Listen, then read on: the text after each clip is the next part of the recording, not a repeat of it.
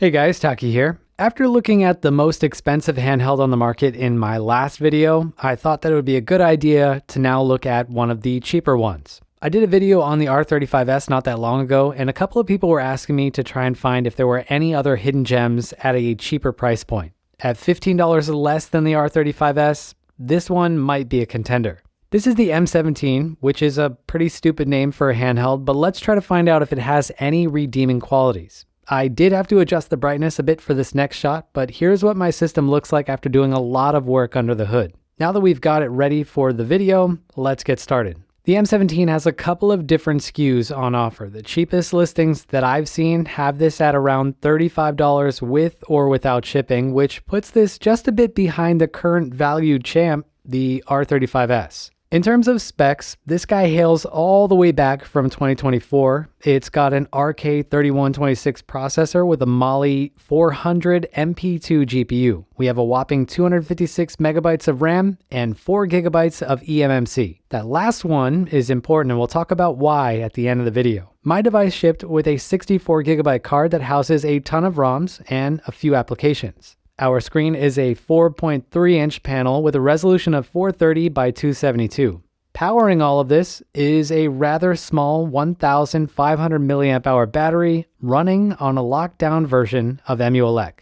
Let's start by just doing an overview of what we have with this device in terms of the layout and features. On the front, we have two buttons on the top. These control your volume and they work inside emulators. You also have two analog sticks on this device, and they both work, but they don't have L3 or R3 functionality. On the right side, we have an LED indicator light for charging and battery status, and you also have reasonably sized input buttons that are independent of each other. On the lower corner, we have a slightly strange D-pad that I would say is passable at best. And on the very bottom, we have select and start. These both act as a hotkey when you're inside a game. On the top, we have a set of inline shoulder buttons in the style of a switch. We also have a USB port for charging and flashing the device, a headphone jack, an SD card slot, and an on-off switch. This switch will kill the power directly. You can see the device just cuts out right away when you flip it. We'll talk more about the software in just a second, but if I flip the switch again, the device will boot up pretty quickly. You'll see this loading screen for a second, and after that, you'll see one for EmuELEC. We don't have anything on either side or on the bottom, but if we flip this over, you'll see that we have one speaker. This guy is not great, so don't expect really high audio quality from this thing. It does get decently loud, but it's not going to win any awards. And again, it's only mono sound, but you always have the headphone jack if you want. Now, as I mentioned, this thing comes with a build of EmuELEC, and despite what the listings will say, this thing is not open source. I had to do a lot of stuff to get this system to be ready for this video, and if that wasn't possible, then I would not have done this video. Let's go over a few points. If I press the start button, you'll see that they've removed a lot of the typical controls that you would have in a menu like this, which makes this kind of crap. Now, this is not necessarily a problem if all of your configuration in the system is good, but that's not the case here. There were a lot of situations where the buttons were mapped incorrectly. For example, X and Y are flipped by default, and a lot of the emulators that were selected for certain systems were not optimal. Several other systems wouldn't even start on this device.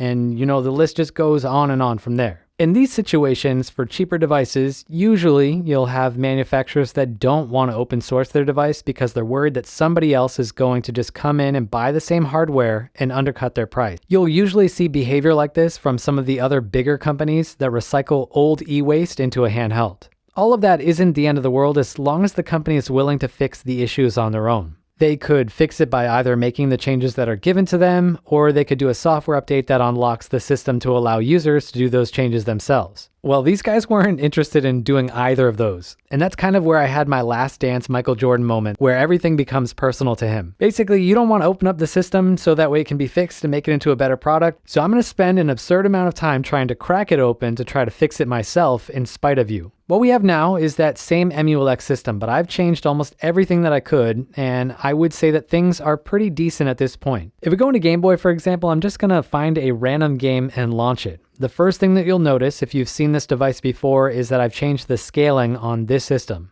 By default, this device will stretch everything out for every single system to fill out the entire screen, and it doesn't look that great.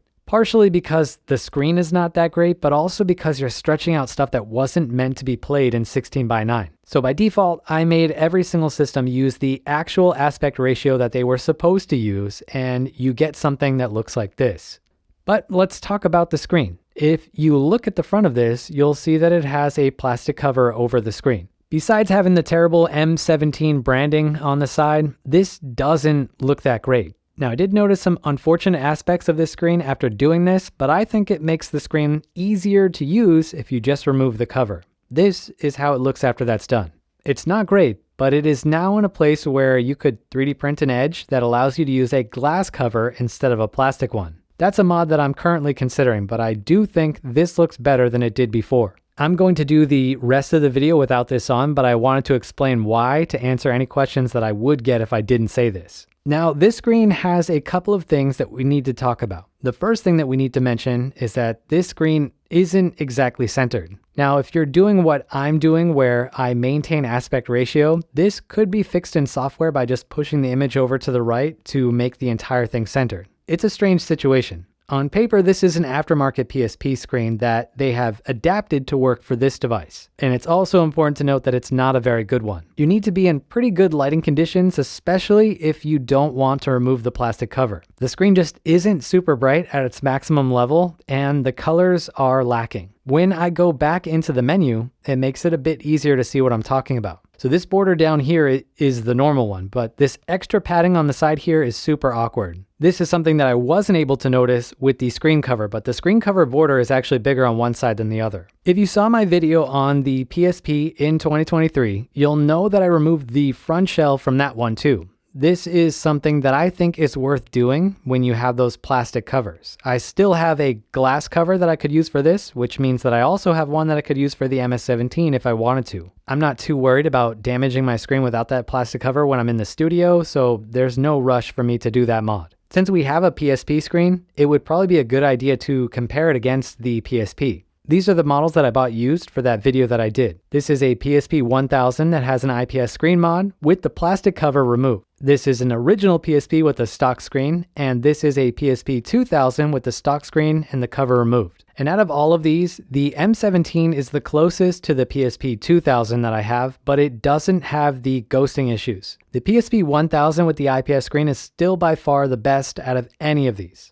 Here's a quick test on all of the devices. This is Spyro Year of the Dragon, and I'm just going to run through this so you can see how each screen behaves. The black PSP 1000 is the worst one that I have in terms of ghosting since it uses an original screen. The 2000 is a bit better than this with less ghosting, and the IPS modded 1000 is the best. Let's also do a PSP game so we can see the full panel. Starting out with that black PSP 1000, the PSP 2000 without the plastic cover, the M17, and finally the IPS PSP 1000. The IPS is by far the best, and it's a shame that the MS-17 manufacturer didn't use this panel. I'm going to wish that I didn't know this, but now I can't ignore that the right side has a bigger border than the left. This is dead on, and you can almost count how many pixels could fit in this black border. The right side is slightly bigger, and I never knew. When I saw the M17 without the cover, I thought this was out of the ordinary, and it does seem that the right border is a bit bigger than it is on the PSP, but not by that much. This is an aftermarket screen, so you can't really judge it, but even this one has a bigger border on the right side that I never noticed. Now we're going to take a look at some emulation, and we'll try to do at least one game for most of the systems that this thing can run. One thing that is unfortunate about this device is that you cannot see FPS readings for most of the systems. So the only way that you're going to be able to judge if it's running at full speed is to look at the picture and to listen to the sound. When we get to later systems, it's going to be more important for you to be able to hear the audio, so there will be less voiceover and more of you just being able to watch the footage so you can make the judgment for yourself. I will point out in some instances where something isn't running well at all. But as you can imagine, pretty much all of these low-end systems, including arcade games, will run no problem on this hardware because they run on devices that are a lot weaker than this. While we are on the topic of these low-end systems, one of the good things about this device is that it doesn't have any screen tearing at all. Many of the things that this competes with at this price point have screen tearing, so it's cool to see that this one doesn't have that issue. The benefit is most noticeable in older side-scrolling games for Game Boy and Game Boy Color. We're going to finish up with some more handheld systems. This is GBC, Lynx, and Game Gear all together.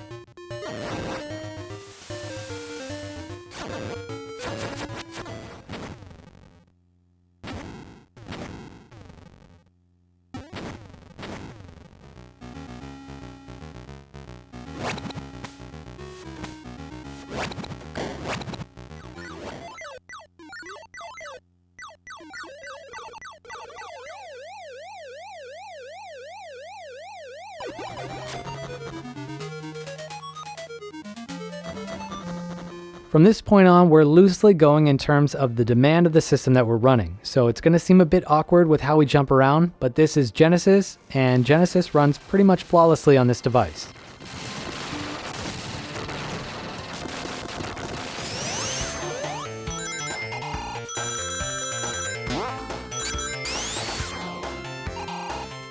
Thankfully, Game Boy Advance also runs great on this.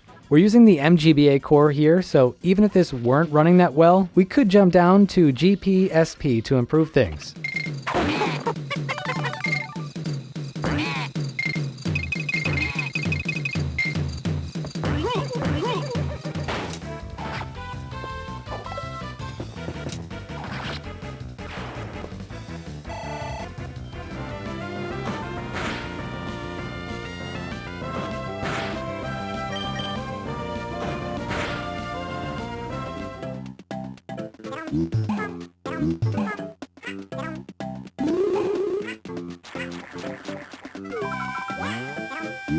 When it comes to Super Nintendo, we're using the SNEX 9X 2002 core. We could use the 2005 core, but that change happens on a per system level instead of on a per game level. For this showcase, I think it's more important that we should be able to play all of the games, so the 2002 core allows us to do that with the entire library. We will have some graphical issues with more demanding systems, but they all do work.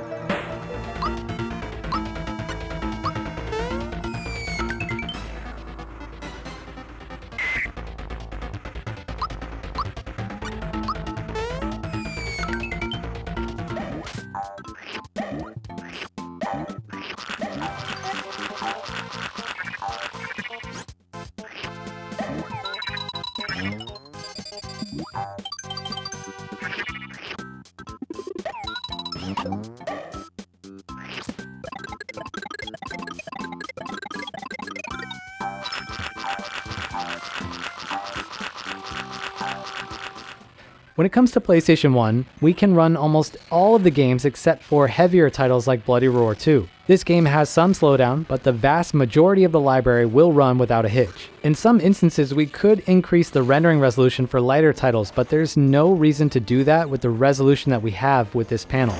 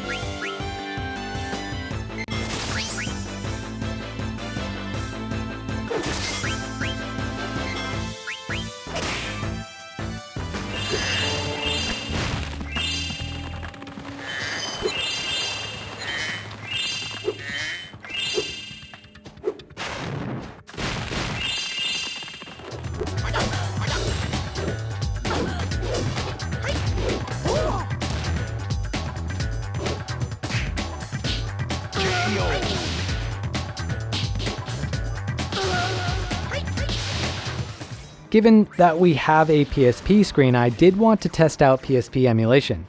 These games are using auto frame skip, and it's important to note that you're not going to be able to play that many PSP games on this processor. If I had the choice between this and a PSP for PSP gaming, I would take a PSP as long as the screen didn't have bad ghosting like my black one. You will have a much better experience on actual hardware for these kinds of games versus trying to struggle with them on this device.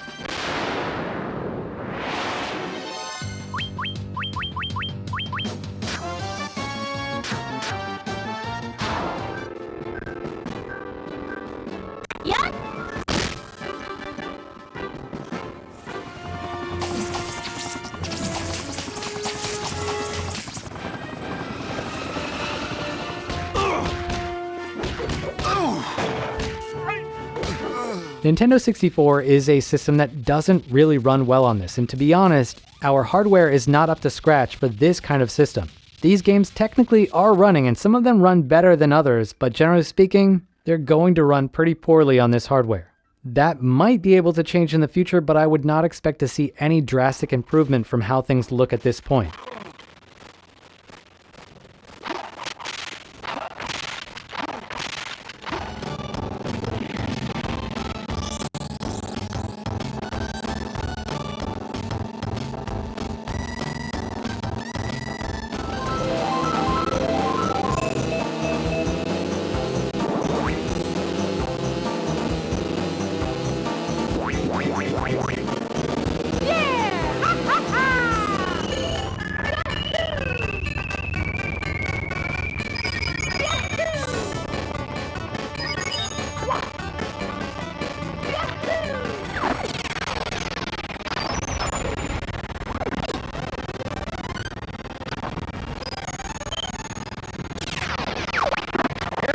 The final system that is technically supported on this platform is Dreamcast, and this is another one that you're going to want to forget about right away. No game is going to run well enough for you to even consider using it with this stock system. I do not expect that to change that much, even when or if custom firmware becomes a reality.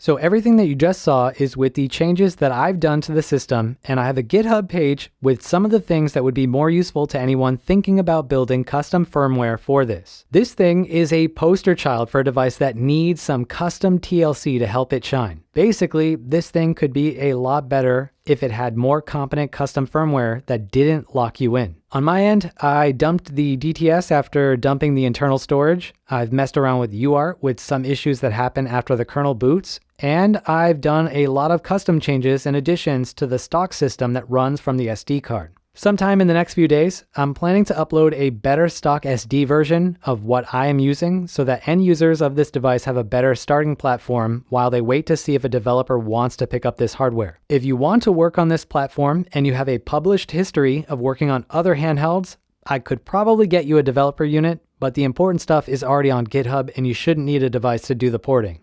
When it comes to the pros, the biggest one is the price. This thing is pretty cheap, and you don't usually see devices that are this decent in the sub $50 price range. One of the notable things that sets this apart is that it doesn't have screen tearing. This is a common problem that a lot of the cheap $20 to $50 devices have. The performance on this is also pretty decent when you consider the price. Other more popular handhelds with less power go for 50 to 100% more than this guy. The final pro for me is that this thing is in a good position to be a fully open source device now that some of the internal info was dumped. In terms of cons, I do have a few, and I'm trying to be reasonable with some of these given that this device is way cheaper than the other things that I review, but I do think that I'm being fair. The biggest con for me is the screen. The screen is pretty crap in terms of max brightness and color accuracy. The screen is usually the last thing that you want to skimp on when you're making a product like this, and I think they would have been far better off just buying the aftermarket IPS panels that go for just a couple more dollars than this one. The final con for me is that the D-pad is meh at best. The face buttons are good, so it's kind of strange that the D-pad wouldn't be equally as good. The rubber that they're using for the D-pad doesn't feel that great, so I find myself using the analog in most situations. But yeah, that's the M17. It is a decent option in the ultra budget segment. There are not a lot of great options on the market under $40 or so, but I am hoping that will change over the next year. If you enjoyed this video and you want to see another, take a look at a video that I did on the most expensive device that is on the market today. Happy game, everyone. Taki out. Very cute. Okay, thank you.